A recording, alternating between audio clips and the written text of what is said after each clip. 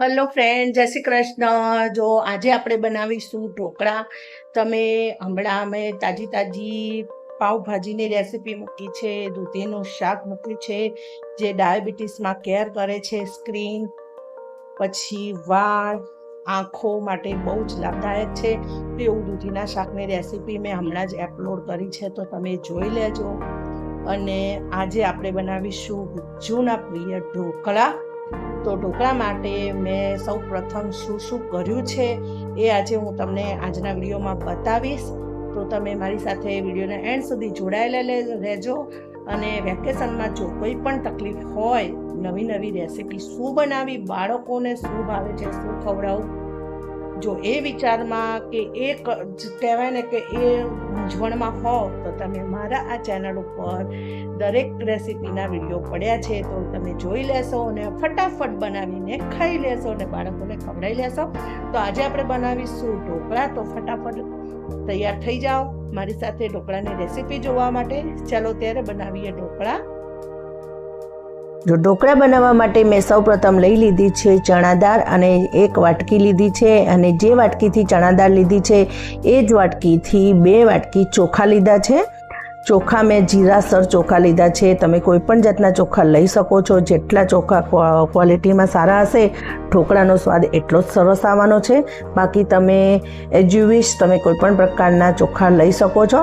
અહીંયા મેં જીરાસર ચોખા લઈ લીધા છે, અને આ રીતે સરસ રીતે હવે દાળ ચોખા મિક્સ કરીને આપણે એને સારી રીતે 2 થી 3 પાણીએ ધોઈ નાખીશું. અને 2-3 પાણીથી ધોયા પછી આપણે એને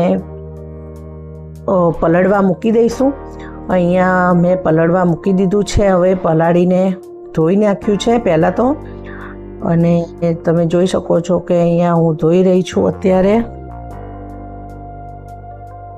હવે આપણું સરસ દાળ ચોખા ધોઈ ગયા છે, અને હવે મિનરલ પાણી એડ કરી રહી છું એની અંદર. તમે જોઈ શકો છો ઉપર કેન્ટ છે, આ કેન્ટમાંથી ડાયરેક્ટ મિનરલ પાણી આવી રહ્યું છે, અને એમાં જ આપણા દાળ ચોખા પલળવાના છે.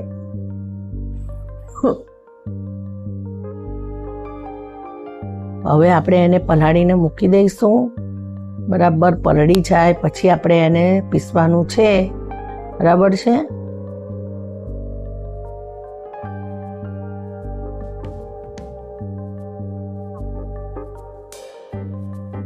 જો આ રીતે એની ઉપર મેં પથ્થર પણ મૂકી દીધો છે, એટલે કોઈ કશું ફૂલી પણ ન જાય. બરાબર. જો હવે આપણું પલળી ગયું છે, દાળ ચોખા સરસ રીતે પલળી ગયા છે. તો હવે આપણે એનામાંથી પાણી દૂર કરી દઈશું, અને સારી રીતે ફરીથી એકવાર ધોઈને પછી આપણે પીસવા લઈ લઈશું.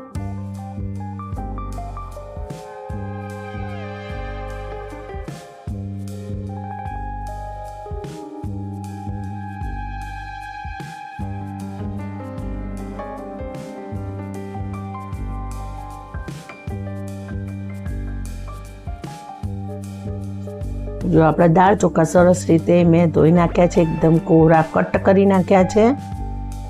અને હવે આપણે લઈ લઈશું મિક્સચર. જુઓ તમે જોઈ શકો છો મિક્સચર લઈ લીધું છે મેં, અને મિક્સચરના મોટા જગમાં 1 નંબરના જગમાં જ મેં બધું પીસવાનું તૈયાર કરી દીધું છે, અને આપણે એની અંદર જ પીસી લઈશું. અને પીસવા માટે તમે જોઈ શકો છો મેં ઘરનું જમાવેલું ખાટું દહીં લીધું છે, અને એ મેં ઘરે જ જમાવી લીધું છે. મારા બધા જ દાળ ચોખા એક જ જગમાં આવી ગયા છે. જોઈ શકો છો તમે, બધું જ આવી ગયું છે.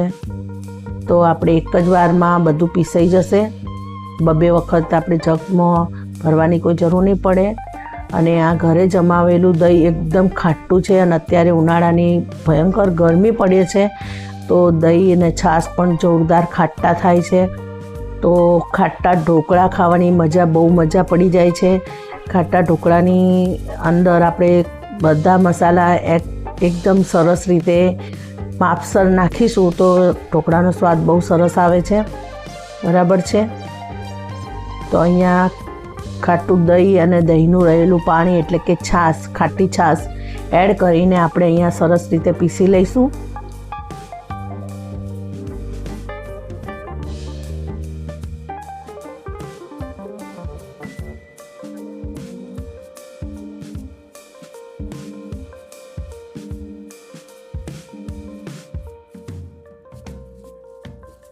જો આપણું મિક્સચર ભમભમાટ ભમી રહ્યું છે અને પીસી રહ્યું છે. જો આપણું ફટાફટ પીસાઈ પણ ગયું છે, પણ પીસતી વખતે ખાસ ધ્યાન એ રાખવાનું છે કે બહુ ઝીણું નથી પીસવાનું અને બહુ મોટું પણ નથી રાખવાનું. એકદમ સોજીના દાણા જેવા હોય ને એ રીતનું આપણે પીસવાનું છે. હાથમાં લઈને જોવાનું કે થોડુંક કરકરું લાગવું જોઈએ, નહીંતર ચીકણું થઈ જશે. તો ચીકણું થશે તો ઢોકળા આપણા ફૂલશે નહીં અને ચીકણા પડી જશે તો જે મજા નહીં આવે ખાવામાં.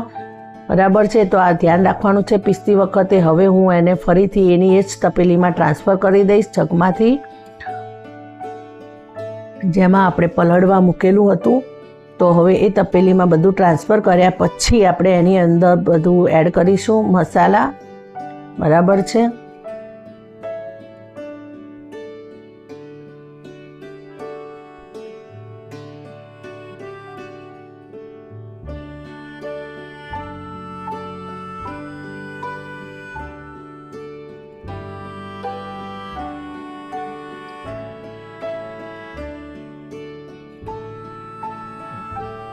જો મીઠું હંમેશા ધ્યાન રાખવાનું નાખતી વખતે. જો અહીંયા મેં અડધી ચમચી જેટલું મીઠું લઈ લીધું છે નાખવા માટે, અને મનની તસલ્લી માટે થોડું ચપટી વધારે એડ કર્યું છે. આપણું મીઠું એડ થઈ ગયું છે. પછી એને આવી રીતે સારી રીતે મિક્સ કરવાનું છે અને હંમેશા એક જ સાઈડથી હલાવતા બરાબર મિક્સ કરી દેવાનું છે. હવે આપણે નાખીશું એની અંદર થોડો કાળા મરીનો ભૂકો પાવડર.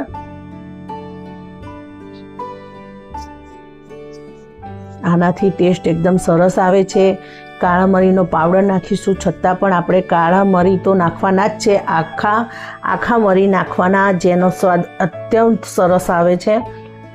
તમે જ્યારે ઢોકળું ખાઓ અને મોઢામાં મરી આવે ત્યારે ખૂબ જ સરસ લાગે છે અને વાયુનો દોષ પણ થતો નથી. મરી હંમેશા આપણા પેટમાં ગેસ થતો અટકાવે છે, એટલે ઢોકળા ખાઈને પણ આપણને ગેસ ન થાય એટલા માટે મરી પણ નાખવાના જ છે આપણે.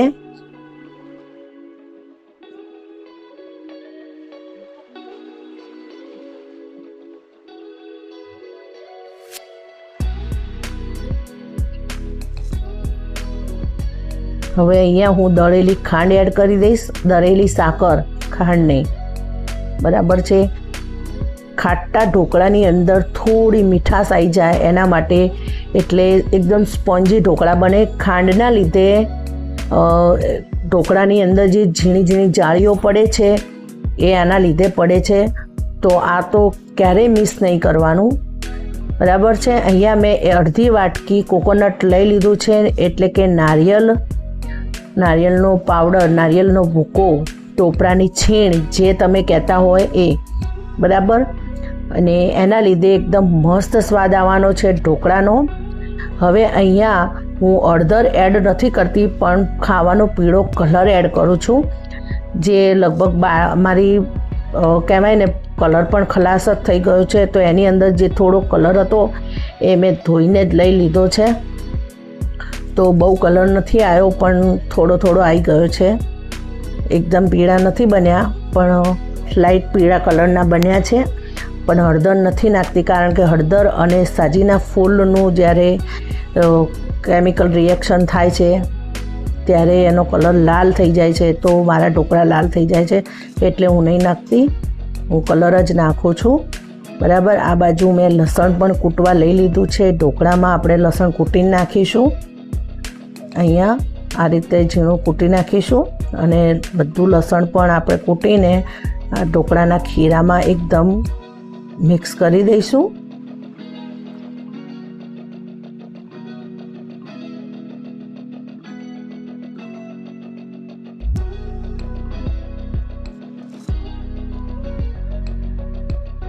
તો લસણ આપણું કૂટાઈ ગયું છે, તો હવે આપણે ખીરામાં નાખી દઈશું અને એને સારી રીતે હલાવીને મિક્સ કરી દઈશું.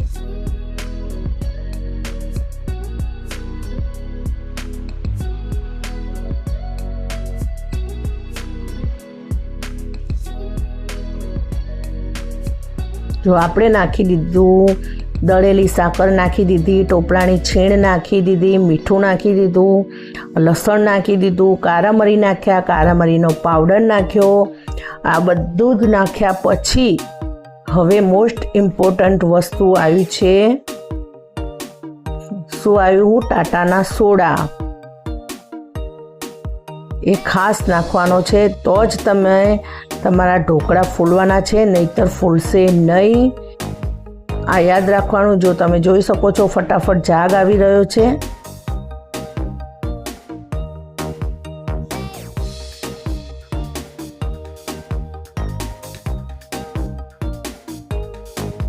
હવે આપણે આને ઢાંકીને થોડી વાર મૂકી દઈશું. અને મેં લઈ લીધા છે, જો તમે જોઈ શકો છો ટાટાના સોડા એ 1 ગ્રેડના છે. અને અહીંયા મેં એલ્યુમિનિયમનું તગારું, નાનું તગારું, જે સ્પેશિયલી હું ઢોકળા અને ખમણ ઉતારવા માટે રાખું છું એ જ છે. અને હંમેશા આ પાણીમાં હું લીંબુના ફૂલ એડ કરી દઉં છું, એટલે તગારું કાળું ન પડી જાય. કારણ કે ગરમ પાણી જેમ જેમ ઉકળશે એમ તગારું કાળું પડી જશે. આ તમે એલ્યુમિનિયમનું તગારું લઈ શકો, તપેલું લઈ શકો, અથવા તમારે ઢોકળ્યું હોય તો તમે ઢોકળ્યું પણ લઈ શકો. તમારે જે હોય એ તમે લઈ શકો. તો હું પહેલાં તપેલામાં કરતી હતી, પણ પછી એ તપેલું મેં કાઢી નાખ્યું અને મેં સ્પેશિયલી આ તગારું વસાવ્યું છે ઢોકળા અને ખમણ માટે. બરાબર છે. અને એને પ્રીહીટ કરવા મૂકી દીધું છે. એની ઉપર આ રીતે મોટું સીબું લઈને ઢાંકી દીધું છે. એને ઓઢણાથી કવર કરી દીધું છે. કોટનનું ઓઢણું છે જે પાણી ચૂસી જશે. અને એના ચારે છેડા મેં રબર બેન્ડથી ફિટ કરી દીધા છે. અને હવે મેં થાળી લઈ લીધી છે. થાળીને આપણે તેલથી ગ્રીસ કરી લઈશું સારી રીતે. એની થાળીની આખી લેયર્સમાં આપણે તેલ લગાવી દઈશું. બધું જ ચારે બાજુ આમ તેલ ફેલાવી લઈશું. જો આ રીતે. એટલે જ્યારે આપણે ઢોકળા ઉખાડવા હોય તો ફટાક દઈને ઉખડી જાય, નીકળી જાય, એ ચોંટતા નથી. બરાબર છે. અને ઢોકળાનું ખીરું આપણે એકદમ માપનું જ નાખવાનું છે. એકદમ પતલું લેયર્સ, બહુ જાડું લેયર્સ નહીં નાખવાનું. બહુ જાડા ઢોકળા પણ ભાવતા નથી. એકદમ પતલા ઢોકળા હોય તો સારા લાગે છે, ફૂલે પણ છે સરસ અને મસ્ત લાગે છે ખાવામાં. એટલે હું હંમેશા પાતળા ઢોકળા જ બનાવું છું, બહુ જાડા નથી બનાવતી. એવું ના હોય કે નામ ઢોકળા એટલે ભાઈ ઢોકળા જેવા જાડા જ બનાવવાના, પતલા બનાવવાના. સરસ. જો એકદમ મસ્ત લેયર છે. લેયર્સ લગભગ 1.5થી ઓછી ઇંચનું જ છે એકદમ. તમે જોઈ શકશો 1 સેન્ટીમીટર જેટલું ઇંચ લાગે છે. હવે આપણે પ્રીહીટ થયેલા તગારાની અંદર આપણે ઢોકળાની ડીશ મૂકી દઈશું આ રીતે. અને હવે ઢાંકી દઈશું. ઢાંકીને ઉપર વજન માટે એક મસ્ત પથ્થરો હું ઓલવેઝ રાખું જ છું, એટલે એ પથ્થરો મૂકી દઈશ વજન માટે. એટલે એની વરાળ નીકળી ના જાય. અને વરાળ જે અંદર બને એ બધી છીબાને ચોંટી જશે. તો ચોંટેલા આ આપણા ઓઢણા ઉપર જ ચોંટશે, એટલે નીચે વરાળ પડશે નહીં, તો ઢોકળા પણ પચપચા નહીં થાય. અને જ્યારે ઢોકળા થાય 15થી 20 મિનિટ આપણે થાળી આ રીતે મૂકી દેવાની છે. અને પછી ચેક કરીએ એટલે આપણું ચક્કું આ રીતે ચોખ્ખું નીકળવું પડે. ચોખ્ખું નીકળે એટલે આપણે સમજી જવાનું કે આપણા ઢોકળા તૈયાર છે. અને પછી આ રીતે કાઢી નાખવાની ડીશ.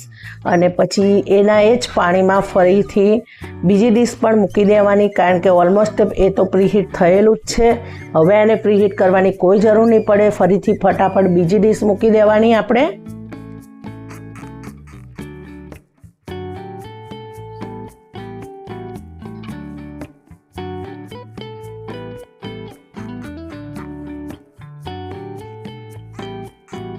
અહીંયા આપણે પહેલી થાળી જે હતી ઢોકળાની એ થોડી ઠંડી થઈ ગઈ છે. એટલે હવે એને આપણે સારી રીતે કટ કરી શકીશું. અને કટ કરવામાં તમારે જે શેપ આપવો હોય આપી શકો, સ્ક્વેર કે ડાયમંડ. હું અહીંયા સ્ક્વેર શેપ આપી રહી છું.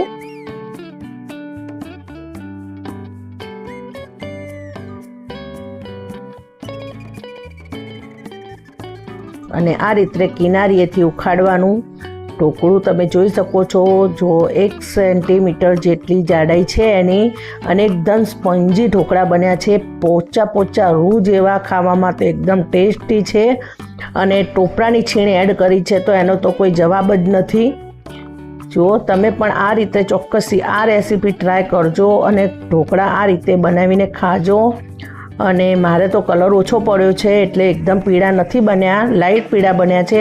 પણ તમે ખાવાનો કલર જ એડ કરજો તો તમારા એકદમ મસ્ત પીળા કલરના ઢોકળા બનશે. હળદરનું રિએક્શન નહીં આવે. હળદરથી જે રેડ કલર પકડી જાય છે એનાથી ઢોકળા જોવામાં મજા નથી આવતી, એટલે ખાવાની પણ મજા નથી આવતી. કારણ કે હંમેશા એવું જે આંખને ગમે એ મોને ગમે, બરાબર ને? તો એ રીતે આ ઢોકળા બહુ જ મસ્ત બન્યા છે, સ્વાદિષ્ટ બન્યા છે. હવે આપણે આ ઢોકળાને તેલ ચોપડીને ખાવાના છે, વઘારવાના નથી. આજે હું વઘારવાની નથી, વઘારીને પણ ખાઈ શકાય. તો અમે આજે આ ઢોકળાને તેલ સાથે ખાવાના છે, તેલ ચોપડીને મરચું મીઠું નાખીને, જોડે સોસ અને ગ્રીન ચટણી સાથે. આ રીતે સિંગ તેલ, કાચું તેલ લેવાનું છે, પણ સિંગ તેલ જ હોવું જોઈએ, એ મસ્ટ જરૂરી છે. બીજું કોઈ તેલ તમે સાઈડમાં નહીં ખાઈ શકો, ફક્ત સિંગ તેલ જ ખાઈ શકશો.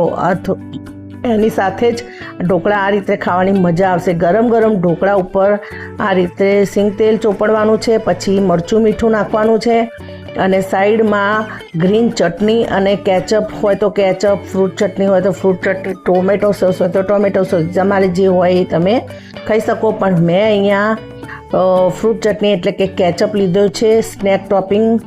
અને ગ્રીન ચટણી મેં બનાવી હતી કાલે, દાબેલીની રેસીપી તમે જોઈ હશે, તો એ વખતે જ મેં ગ્રીન ચટણી વધારે બનાવી દીધી હતી. તો એ જ ગ્રીન ચટણી આજે મેં યુઝ કરી છે, કારણ કે ગ્રીન ચટણી આપણે 2-4 દિવસ તો સ્ટોર થઈ શકે એટલી જ મેં બનાવી હતી. અને અહીંયા જો ઢોકળા સાથે હવે આપણે ગ્રીન ચટણી અને સોસ ખાઈશું, કેચઅપ.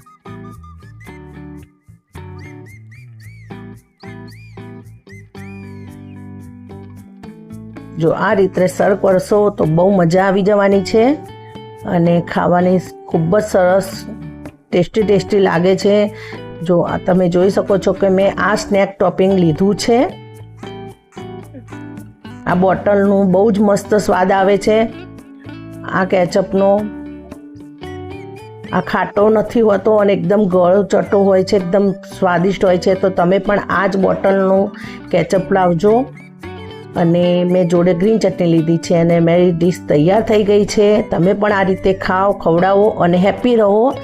આ વિડીયો જો તમે ફેસબુકમાં જોઈ રહ્યા હોય તો ઉપર રહેલું ફોલોનું બટન દબાઈ દેજો, અને યુટ્યુબમાં જોઈ રહ્યા હોય તો નીચે રહેલું સબસ્ક્રાઈબનું બટન દબાઈ દેજો. પણ લાઈક ચોક્કસથી કરજો, ઓકે, અને શેર ચોક્કસથી કરજો. આવજો, જય શ્રી કૃષ્ણ.